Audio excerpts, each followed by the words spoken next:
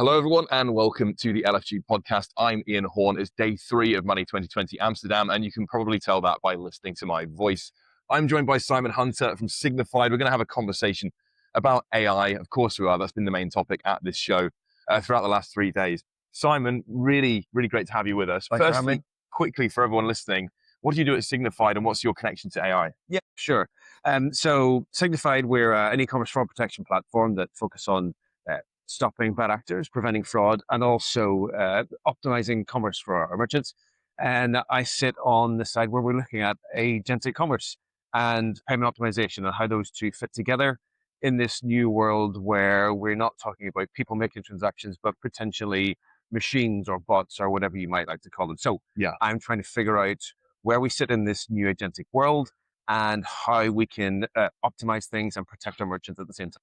Great stuff. I mean, talk me through exactly that, because Money, as we know, is primarily a payments show. Obviously, it's a big banking presence. There's other areas of fintech too, but payments has always been, to my mind, the main thrust of the show. So how is agentic commerce going to change payments? Huge question, but I'd love to get your initial thoughts. Yeah. So, I mean, it's definitely going to change, but I'm not really sure that we've figured out quite just what that is yet. Over the last 2 days, we've had lots talked about, consumer trust, how this is going to affect regulations, particularly in the EEA and UK. But I've heard lots of questions, but not a lot of answers. Yeah. And for me, that's quite striking.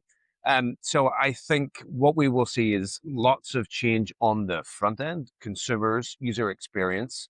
There will be this kind of middle change where things will have to meld around that, maybe from a regulation, some process. But fundamentally, some of the stuff, when we think about payments, the technology, the rails, a lot of that's probably going to persist. Yeah. And I think it's how we bring those 3 layers together is going to be the challenge in the coming 6 to 18 months. Great stuff. And obviously, this show, everyone I've spoken to has said AI is either the most exciting thing or the most overhyped thing. And there's obviously some nuance within that. Anyone that's watched the other episodes will know the answers were more nuanced. But what's it like for you, as someone who is dealing with this on a daily basis, trying to figure it out, coming to a show like here and hearing all the talking heads and experts, of course, give their opinion on AI? What are you hearing that resonates and what are you hearing that doesn't? Yeah, so I'm hearing trust, right? So trust resonates. We're kind of in the trust business when we think about how we protect our merchants and make sure that their interests are protected from a Signifyd perspective. And so trust is important, right? And it's trust because their consumers have to trust them. They have to trust us. And trust makes things work. And Visa say their brand is trust, right? Yeah. That's important. I've also heard a lot about transparency, auditability, all of these things that are inherent in what we do in a payments business right now anyway. It's just they're going to change. So is it hype? Is it horror? I don't really know. And I don't think we're ready to find out just yet. Yeah. We're at a point in time where people are going to start experimenting. They're going to start thinking about what they do. But I don't think we're at the edge of the cliff where we have to dive off just yet. Absolutely. And trust is always the big topic, right? For me, whenever you talk about anything financial services, you need to have trust or it won't scale. And for agentic, that's particularly important. I mean, we're still at a point now where we're trying to figure out what the guardrails are, right? And the legality and the governance frameworks. I mean, do you have any view on how we can regulate AI sensibly or govern it? I know I realize I'm not asking you to write a rule book, I promise you. No. On day 3 of I'd be quite happy to. Go on, please do. Look, we know PSD3 is going to hit us very soon. We know that there's not a lot in there that's going to help us in this agentic world. But I'm not panicking just yet. I think we have a little bit of time before we have to figure this out. At Signifyd, we talk a lot about identity and intent, right? So when it comes to securing a transaction, it's about who's doing it and why they're doing it. And intent was talked a lot about, on the Money Pod stage yesterday, about the intent behind a transaction, understanding consumer intent. And I think that is something that's been a continuous thread through fraud and payments for the longest times. Now we're just at a point where the identity is the tricky part. Yeah. And I think that's the bit that we got to figure out. And there's an arguable case that, identity, I think, is the new money, or identity is the bit that will pin this together. And I think we've seen that most recently with the work that the FIDO Alliance have been doing and thinking about how they partner, with, Google are right in there, Visa are in there. Everyone is in thinking about the FIDO Alliance as the key to this identity piece. They do passkeys. Passkeys are proliferating right now across all types of identity, not just in payments. So I think between some of that stuff, the proliferation of wallets, network tokens, there's a lot that's going to happen in an existing infrastructure. Yeah. Some Totally. of it is already there. We're just not using it in the way that we probably could for this. Yeah, absolutely. And being a first mover in this space might sound exciting, but the risk is huge, obviously.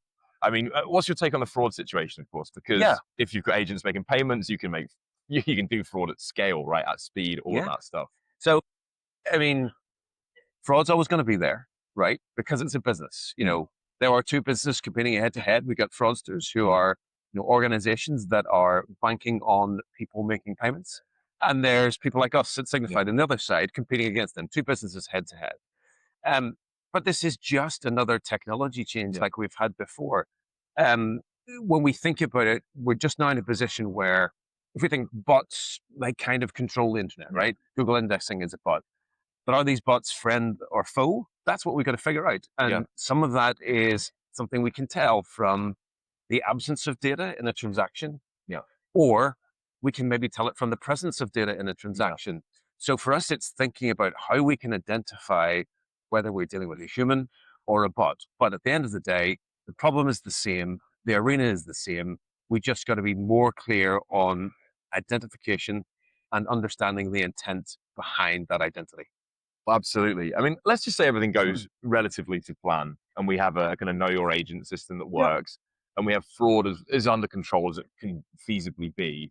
Where do you think we are with agentic commerce 3 to 5 years from now? Because some people are saying that it will make, X percentage of payments. Some people go north of 50% of that within, by 2030. Where do you think we're realistically going to be? I think we're going to sit somewhere in the middle. I mean, if I think about how I feel about when I make purchases, it's very different, right? I buy my groceries. I buy my toothpaste, my deodorant. I know what it is. I know how much it costs. And do I really care anything apart from that I get it and at the right price? So I think there are a certain band of transactions that will be perfect in an agentic world. There are others that will never go fully autonomous. Booking.com talked about it yesterday, the emotional investor that we have in a holiday transaction, a honeymoon. Do I really want to give that over to an agent? No. They may help me figure it out. That's true. Like a pair of shoes, a wedding dress, the clothing for a party. Those kind of things have an emotional human element to them that I don't think you can remove from an agent. But it's the discovery piece. It's the making a human's life easier where agentic will take off and see a lot of growth. So probably business to business transactions, probably in, FMCG and those consumer goods that we don't really care so much about, but there will always be a portion of human somewhere in a transaction because we have feelings. Absolutely. It's funny, whenever we talk about AI in any kind of way, the hope is always that the utopia version is always that we cut out all the grunt work, right? And then all the fun, cool stuff we still do as people. And I hope that's where we're going.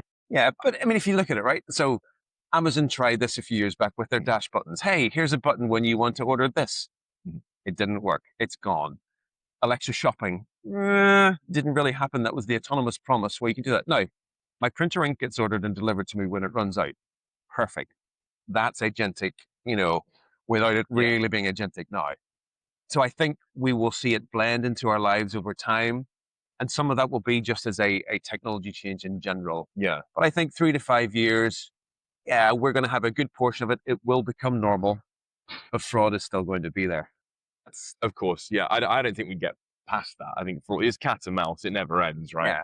But it's funny when you talk about devices having AI built into them, like say the printer. Of all the devices that should not be allowed access to a wallet, it's a printer. That is the only thing that reliably breaks every time. But I do take your point. Look, looking outside of agentic commerce, because I imagine you're also looking at the show, like everyone is, there's a general interest in fintech and banking and payments. What else are you seeing here that's going to call your attention? So I think the interesting thing is, look, if you look at the names around this room and you think everybody, how can there be so many people in the same business making money at the same time? So what does that tell you is there's a lot of interest. Payments aren't going away. I think for me, when we think specifically on a European perspective, the Wero team were on the orbital stage talking about pan-European payments, bank to bank and account to account. I think it's likely that we'll probably see an increase in account to account or direct to bank payments, particularly with agentic, as it becomes something that's normal in our lives. I mean, Visa and MasterCard have a lot to say about that and how they will fight against that to keep the coin in their pocket. So I think the interesting thing will be how that shift, particularly in a regulated area such as the EEA and UK, where we've got the UK payment forward plan and everything that's around trying to, give consumers options around payment that maybe not Visa and MasterCard. So I think that's a very interesting space to see here. And also we know that regulation drives innovation. We did chip and PIN first. We did contactless first, right? So I'm a firm believer that innovation, particularly in the payments arena, will come out of Europe and will go globally. And so I think we've got to see how that's going to go. But for me, the big piece is the alternative to the card rails for payment. Absolutely. And you've nailed this for me, because one of my other interviews earlier was about the UK Payments Initiative and the pay by bank, options. And again, tackling that economic sovereignty question, which I agree is really big, and people often don't want to talk about it too directly, but it's it's kind of crazy, isn't it? So many European payment flows go through American businesses. It is, but the interesting part for me is that if we look at each of those individually, where do they all come down to? It's this issue of who owns the liability. Agentic commerce adoption may go to die on the hill of who has liability. The bank-to-bank payments may also die on that hill. I think from a consumer perspective, where the card networks win is that they have an existing model where consumers trust and know that if something goes wrong, they can talk to Visa or MasterCard and sort their problem. We need to find the same kind of movement when it comes to agentic to make sure that persists, and the same for any account-to-account or bank-to-bank payments. Because, not to be too cliche, but the consumer trust is the thing that will make adoption happen. End of. And as soon as we can figure that, along with the technology, which will sort itself, right? The other piece has to happen. Yeah, I completely agree. Really fascinating conversation. One last question for you, in two parts. Firstly, is this your first Money 2020, or are you very familiar with the setup? So this is my second Money 2020. Yeah. One thing I've been asking people is just to give your advice on how to make the most of this show, because I used to work here. I worked in 3 years. And it's overwhelming. It's big. There's thousands of people. There's stands everywhere. There's colors. There's exhibits. There's tons going on, right? What would your advice be to someone who's coming next year to get the most out of their It's actually to plan ahead, look at what youth coming. For me, it's a real good learning experience, but it meant I've had to plan my time. So between visiting partners, talking to prospects, but listening and absorbing that information. So I think plan ahead, plan that you will have 3 days wiped out.